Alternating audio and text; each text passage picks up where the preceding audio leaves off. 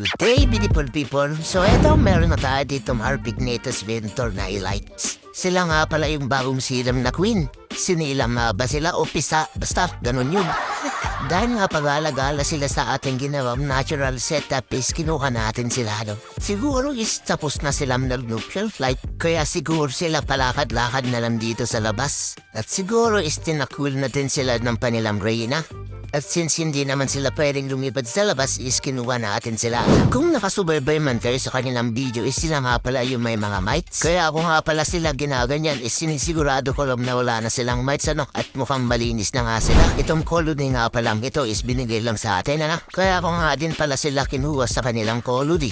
Para ipakita sa inyo na napakadali talaga kayong maloko dito sa ganitong espinalanggam. Kaya tapusin nyo itong video para maliwanagan kayo kung bakit nga ba So eto, balik tayo dito sa ating langgam. Inilipat pala natin sila sa kanilang bagong formicarium para dito nga sila mag-settle at gumawa ng sarili nilang nest. Dahil nga kinuha lang natin sila sa colony nila, 100% tayong hindi ito nabembam ng male o isang drone na langgam. Dahil eto may eksperimento lamang is pagsasamahin na lang natin sila.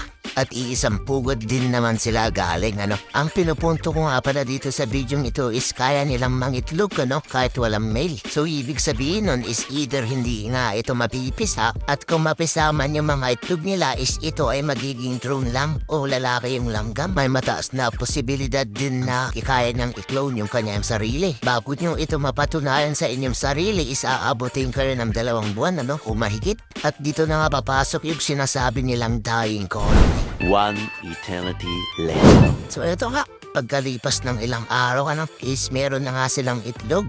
Paano nangyari yun? Hindi ko rin po alam. Kaya sobrang napakahiwaga nitong langgam na ito, itong Harpignatus Venator. Kaya kung loko-loko lang ako, kaya ko kayong bigyan ng ganyan, guys. At sisingilin ko lang kayo ng napakamura. Ayos ba yun? Ay, joke lang. Ba't yun, guys? Dahil na kaya nilang umampon o i-adapt yung hindi nila sariling itlog is napakadali nilang lagyan ng totoong worker na itlog o kaya naman yung proven na nagpapalabas talaga ng worker na langgam. At malilito na lang talaga kayo at sa katagalan is puro na nga alam drone yung lalabas at dahil nga ubos na yung kinaampon nila. Basic. So anyway, yun lang naman ang kanilang pwedeng gawin sa inyo. Kung gusto nyo mag-alaga nito, isiguraduhin yung legit yung pagkuhanan nyo, para hindi naman sayang yung money. So anyway, update ko nga pala kayo kagabi. Meron nga palang naligaw sa ilaw natin, Ito nga pala ay Colobopsis leonardi. Yan lang naman, share ko lang. So paano? Ganito na lang muna. Nasayang ko na naman yung oras nyo. Paalaman, bye-bye.